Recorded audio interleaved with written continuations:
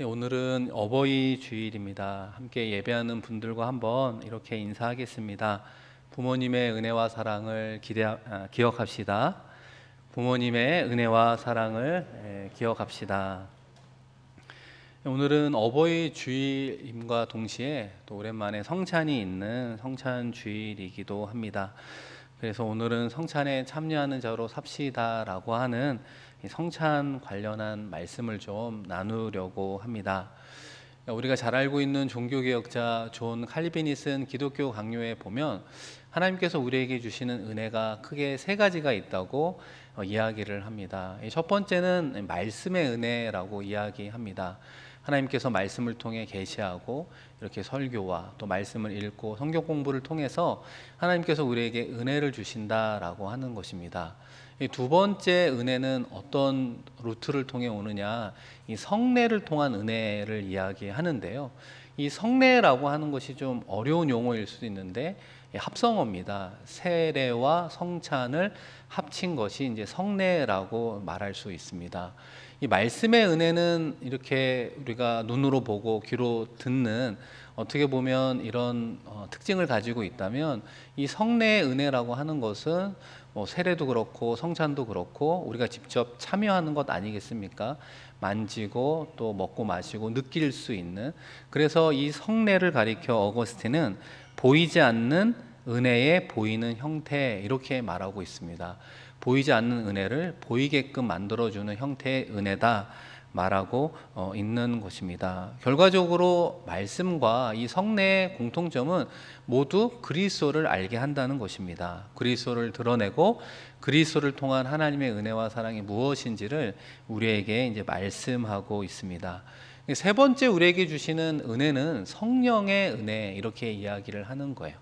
말씀도 중요하고 성례도 당연히 중요하죠. 그러나 그것이 진정 우리 가운데 큰 은혜로 다가오기 위해서는 누구의 역할이 중요합니까?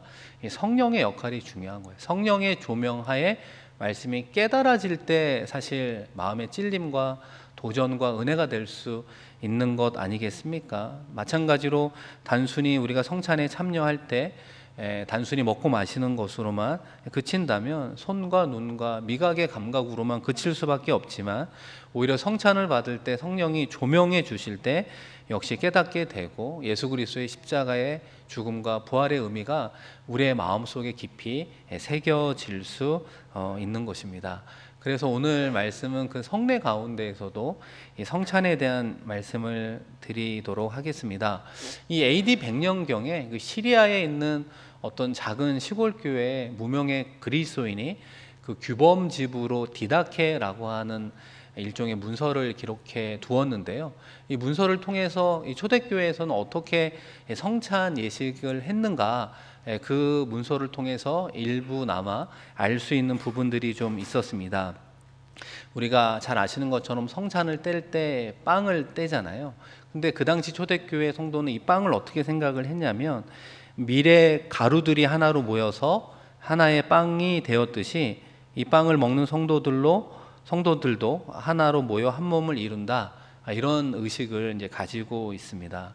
또 문서 중에 중요한 것은 이제 세례와 성찬의 관계를 이야기해주고 있는데요. 여러분도 잘 생각해 보시면 성찬은 누구만 참여할 수 있습니까? 세례 교인 그리고 입교 교인만 참여할 수 있습니다. 물론 성경에는 세례 받은 사람만 성찬에 참여한다, 이런 표현은 나와 있지 않지만, 이 1세기 문서를 통해서도 이 초대교회 전통 가운데에도 이 성찬이라고 하는 이 주의 몸과 피를 먹고 마시는 그 거룩한 행위에는 세례교인, 입교교인만이 참여할 수 있었던 것을 보게 됩니다. 그래서 여러분, 초대교회 때는 예배가 두 형태가 있었습니다. 첫 번째는 우리가 드리는 이런 일반적인 예배를 드리고요.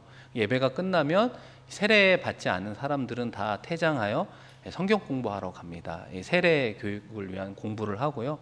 그 남은 이제 세례 교인들이 입으로 성찬 예배를 드리게 되었습니다. 그리고 이제 마지막 성찬이 끝나면 기도회를 갖게 되는데, 이 마지막 기도회 한 문장으로 성도들이 기도하게 되었는데, 그 마지막 문장이 마라나타 주 예수여 어서 오시옵소서. 그래서 성찬의 기도의 마지막은 다시 오실 주님을 기념하는 것으로 마무리되고 있었던 것입니다. 이런 어떤 성찬이 오늘 함께 읽은 고린도전서 말씀에 보면 이 사도 바울이 어떻게 이야기합니까? 이 성찬이 중요한 예식인 이유는 주께 받은 것이다, 이렇게 말씀하고 있는 겁니다. 예수님이 붙잡히시던 날 밤에 그저 제자들과 함께 이 그리스도의 몸과 그리스도의 피를 나누면서 이 십자가의 의미, 십자가의 죽음과 부활이 무엇인가를 그들에게 알려 주었습니다. 그러면서 예수님이 떡과 이 포도주를 제자들에게 나누면서 이렇게 말씀하셨죠. 자기의 몸이며 많은 사람을 위해 흘리는 자신의 언약의 피, 이 만찬, 이 성찬을 기념하라, 이렇게 명령하셨기 때문에 2000년이 지난 지금도 우리가 예배 가운데 성찬을 통해서 주님을 기념하고 있습니다. 여러분 함께 읽은 24, 25절에 보시면 축사하시고 떼어 이르시되 이것은 너희를 위하는 내 몸이니 이것을 행하여 나를 기념하라 하시고 식후에 또한 그와 같이 잔을 가지시고 이르시되 이 잔은 내 피로 세운 새 언약이니 이것을 행하여 마실 때마다 나를 기념하라 하셨으니. 아멘. 여러분 24, 25절의 공통점이 어떤 표현입니까? 나를 기념하라, 예수님을 기념하라. 여기서 기념하다는 것은 기억하다라고 하는 것입니다. 주님을 기억하다라고 하는 것입니다. 도대체 우리가 주님의 무엇을 기념하고 기억해야 되는가? 앞서 말씀드린 것처럼 예수님의 십자가의 죽음과 부활을 기억하라라고 하는 거예요. 단순히 떡을 나누고 단순히 포도주를 나누는 일반적인 행위가 아니라 거룩한 기억이라고 하는 거예요. 나에게 구원받은 하나님의 자녀, 그리고 이 성찬에 참여할 수 있도록 베풀어 주신 그 과정 속에서 피 흘려 죽으신 예수 그리스도의 죽음과 또 사망 권세를 깨뜨리고 부활하신 그 예수님을 기념하고 기억하라, 이렇게 말씀합니다. 그래서 여러분 성찬을 할 때 특별히 그 영적 임재설이라고 하는 표현처럼 우리 주님께서 우리와 함께 하시고 만나 주시고 연합하여 한 몸을 이루는 특별한 은혜를 허락해 주신다는 거예요. 그러니까 2000년 전의 과거의 사건, 그리고 다시 오실 주님의 미래의 먼 사건으로 그치는 것이 아니라 2000년 전의 그 주님의 사건이 다시 현재 우리 가운데로 임하게 되는 것이고, 미래에 있을 재림의 순간이 시간을 거슬러 현재인 우리에게 도전하는 순간입니다. 다시 오실 주님을 우리는 얼마나 기대하며 살아가는가 도전하는, 또한 은혜를 기념하고 기억하는 그 시간이 바로 성찬이요, 그것이 주님을 기념하고 기억하는 것입니다. 더불어서 성찬을 통해서 우리 주님이 무엇을 기대합니까? 그리스도와의 연합을 통해 그리스도 안에서 한 몸을 이루어 가라 말씀합니다. 여러분 고린도전서 10장 16, 17절 말씀해 보시면 우리가 축복하는 바 축복의 잔은 그리스도의 피에 참여함이 아니며 우리가 떼는 떡은 그리스도의 몸에 참여함이 아니냐. 떡이 하나요 많은 우리가 한 몸이니 이는 우리가 다 한 떡에 참여함이라. 그러니까 우리가 그리스도의 몸과 피를 먹고 마시는 그 거룩한 신앙의 행위가 결국에는 주의 몸된 지체로서 주의 한 몸을 이룬다, 이렇게 말씀합니다. 여러분 잘 한번 생각해 보시면 이 사도 바울이 신약 성서 13권을 썼거든요. 주로 서신서를 썼는데 이 서신서 가운데 이 성찬에 대한 말씀이 기록되어 있는 곳은 오늘 우리가 읽은 고린도전서밖에 없습니다. 왜 하필 13권의 서신서 중에 고린도전서에만 이 성찬에 대한 이야기가 있을까? 우리가 한번 생각해 보면 그 이유는 그만큼 고린도 교회가 교회 내에서 여러 가지 분쟁으로 하나 되지 못했기 때문입니다. 하나 되지 못한 고린도 교회 교인들을 향해 성찬을 통해 하나 되기를 권면하고 있습니다. 실제로 오늘 우리가 읽지는 않았지만 23절 윗부분을 나중에 한번 읽어보시면 고린도 교회에서 이 성찬 관련한 문제들이 있었습니다. 앞서 말씀드린 것처럼 예수님께서 마지막 식사를 하시고 만찬을 하고 이어서 성찬을 했거든요. 그래서 우리가 이것을 어떻게 표현하냐면 공동의 식사를 애찬이라고 합니다. 애찬과 성찬이 이어지는 것이 초대교회의 또 하나의 특징이었습니다. 그런데 고린도 교회는 어떤 문제가 있었느냐? 이 공동의 식사를 하려면 음식을 어떻게 준비했냐면 우리가 포틀락이라고 하는 표현처럼 각자 집에서 가지고 와서 함께 식사를 하고 이제 성찬으로 이어져야 됐습니다. 그런데 부자는 뭐 약속 시간도 잘 지키면서 많은 음식을 가지고 오게 되었는데 그 당시 가난한 성도들은 뭐 열심히 일을 하고 또 여러 가지 바쁜 일들이 있다 보니까 좀 늦게 오는 일들도 많고 또 가난하다 보니까 음식을 가지고 오지 못하는 경우들이 생기게 되었습니다. 그런데 이제 이 부자 성도들이 기다려주지 못한 거예요. 배가 고프고 막 이러다 보니까 결국 가지고 온 음식들로 먼저 온 사람들이 음식을 먹고 또 포도주를 마시면서 좀 취한 상태가 되었습니다. 그리고 뒤늦게 이제 가난한 성도가 오게 되었는데 본인들은 음식도 못 갖고 오는 형편이었는데 가보니까 남은 음식이 아무것도 없게 되었습니다. 그러니까 이제 다 모이게 되었으니까 자 이제 우리 성찬을 하겠습니다. 이러면서 이제 성찬이 이루어지는 행태가 되었던 것입니다. 그 부분을 이제 사도 바울이 어떻게 질책하느냐, 여러분 11장 21, 22절에 보시면 이는 먹을 때 각각 자기의 만찬을 먼저 갖다 먹음으로 어떤 사람은 시장하고 어떤 사람은 취함이라. 너희가 먹고 마실 집이 없느냐, 너희가 하나님의 교회를 업신 여기고 빈궁한 자들을 부끄럽게 하느냐, 내가 너희에게 무슨 말을 하랴, 너희를 칭찬하랴, 이것으로 칭찬하지 않노라. 그러니까 부자 성도들은 먼저 먹고 마시고 배부르고 취한 상태에서 성찬이 이루어지니까 요즘의 말로 은혜로운 성찬을 하고 돌아가게 되고, 그러나 가난한 성도들은 늦게도 왔지만 가지고 오지도 못했는데 남은 음식이 없어서 배고픈 상태에서 그리고 상처를 받은 상태에서 성찬식을 참여하게 되니 그 성찬의 은혜가 되겠습니까?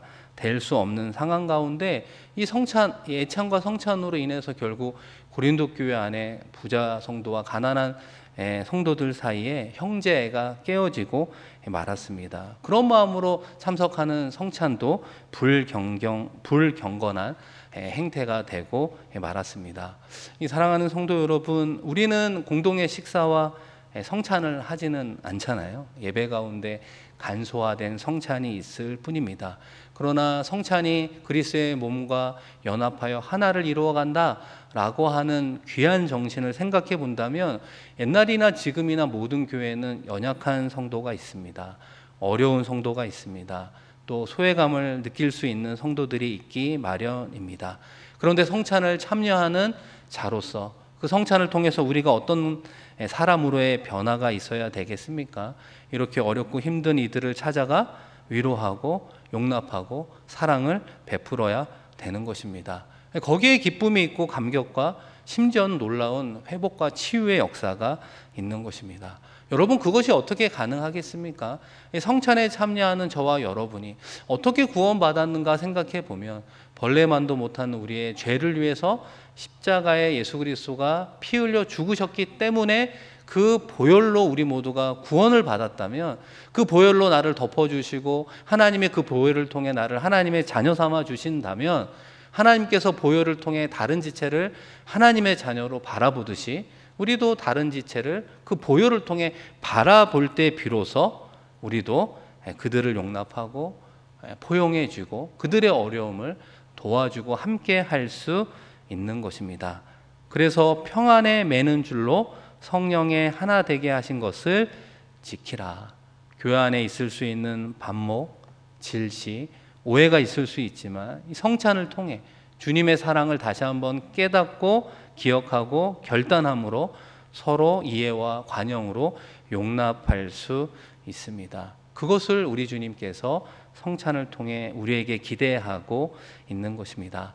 마지막으로 우리가 성찬에 참여하는 이유 중에 하나는 26절 말씀에 보시면 너희가 이 떡을 먹으며 이 잔을 마실 때마다 주의 죽으심을 그가 오실 때까지 전하는 것이니라. 아멘. 여러분, 우리가 신앙과 신앙생활은 좀 용어가 다른 것 같아요. 여러분의 신앙은 무엇이라고 생각합니까? 예수님이 나의 구원자임을 믿는 것, 그것이 나의 신앙입니다. 예수님이 나의 구원자입니다. 고백하는 것이 신앙 고백입니다. 그러나 신앙생활은 무엇입니까? 이제 우리가 그분을 위해 사는 삶을 이야기하고 있는 거예요. 그러니까 나는 신앙생활을 하고 있는가라고 물어본다면 나의 삶을 통해 나의 구원자 되신 예수 그리스도의 은혜와 하나님의 사랑이 드러나야 되는 것, 그것이 바로 하나님께서 원하는 신앙생활이라고 말할 수 있는 것입니다. 그것을 언제까지 하기를 원하십니까? 그분이 오실 때까지, 다시 한번 우리의 재림의 주님으로 오실 때까지 건강한 신앙생활을 감당하며 나아가라고 말씀하고 있습니다. 그래서 우리 모두가 온전한 성찬에 참여하기 위해 사도 바울은 우리에게 자기를 살피라 말씀하고 있는데요. 이 자기를 살핀다라고 하는 건 남의 허물보다 자기의 허물을 크게 보라라고 하는 거예요. 예수님도 자신 눈에 들보는 보지 못하고 상대방 눈에 티는 본다, 더 크게 여기는 우를 범하지 마라라고 하는 것입니다. 자기를 먼저 살필 때 다른 사람의 연약함을 사랑으로 덮어줄 수 있습니다. 그래서 여러분, 오늘도 성찬을 하실 때 저도 그런 이야기를 하겠지만, 세례받은 사람, 그 다음에 입교 교인이 참여하는 것도 맞습니다. 그러나 마음에 거리낌이 있다면 성찬에 참여하지 마십시오. 이 성찬에 참여한다는 의미는 그리스도의 몸과 피를 먹고 마심으로 나도 그리스도인으로 살겠다라고 하는 것인데, 여전히 마음속에 거리낌이 있다면 내가 이 거룩한 성찬에 참여하기에는 준비가 되지 않았구나라고 하는 시그널일 수 있습니다. 더 나아가 나의 그런 꺼리끼는 부분들을 하나님 앞에 회개하고 내려놓고 그 다음에 성찬에 참여하는 것을 우리에게 권면하고 있습니다. 여러분, 왜 그렇습니까? 29절에 보시면 주의 몸을 분별하지 못하고 먹고 마시는 자는 자기의 죄를 먹고 마시는 것이니라. 주의 성찬에 아무 생각 없이 참여하는 것은 곧 주의 몸에 죄를 범하는 것이라고 말씀하고 있습니다. 그러므로 우리가 다시 한번 성찬에 참여하기 전에 하나님 앞에, 사람 앞에 우리의 연약한 모습이 있으면 주의 이름으로 회개하십시다. 그리고 다시 한번 성찬을 통해 부족하고 연약하고 쓰러질 수는 있지만 그리스도인으로 온전히 살아가겠습니다 결단하는 시간이 되었으면 좋겠습니다.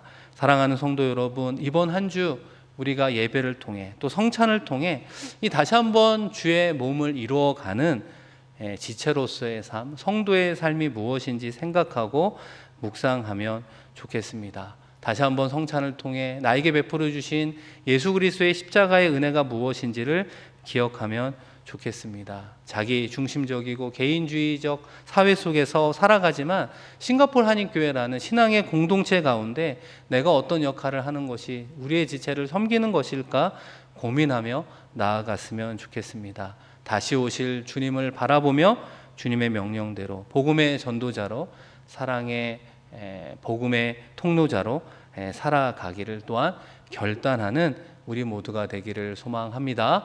이 시간 함께 말씀을 기억하며 또 성찬에 참여하는 자로서 다시 한번 하나님 앞에, 사람 앞에 우리의 연약함을 주의 이름으로 회개하는 시간을 갖겠습니다. 아울러 주의 성찬에 참여함으로 더욱더 주님 앞에 바르게 서는 그리스도인으로 살아가겠습니다. 우리 이 시간 말씀 기억하며 한 마음으로 하나님께 기도하겠습니다. 하나님 아버지, 이 시간 한 주의 삶을 주님의 은혜 가운데 지켜주시고 이 시간 이 자리에 우리를 불러주시니 고맙고 감사합니다. 다시 한번 하나님을 예배하는 예배자로 이 시간 서고 있습니다. 우리의 예배자의 공통점이 무엇입니까? 예수 그리스도의 십자가의 사건, 십자가를 통한 예수 그리스도의 죽음과 부활을 기념하고 기억하는 자들입니다. 다시 한번 성찬에 참여하는 이로써 하나님 앞에, 사람 앞에 부끄러움 없는 우리의 모습이 되게 하여 주시옵소서. 거리낌 없는 자로서 주의 성찬에 참여하는 자들 되게 하시고, 주의 떡을 떼고 주의 잔을 먹고 마실 때마다 다시 한번 예수 그리스도의 십자가의 죽음과 부활을 기념하는 우리 모두가 되게 하여 주시옵소서.